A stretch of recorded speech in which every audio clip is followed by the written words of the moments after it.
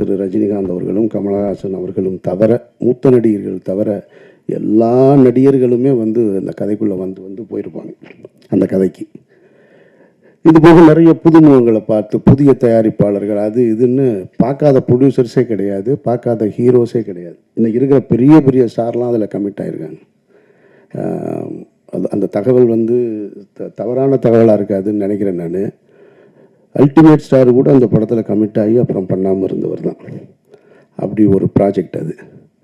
நிறைய ஹீரோஸ் இன்னும் சொல்லிக்கிட்டே போகலாம், நிறைய ஹீரோ.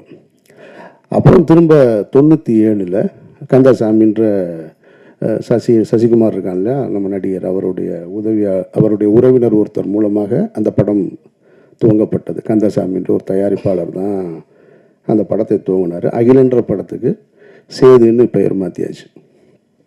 அன்னைக்கு காலையில் பூஜை, இங்கே தான் பூஜை.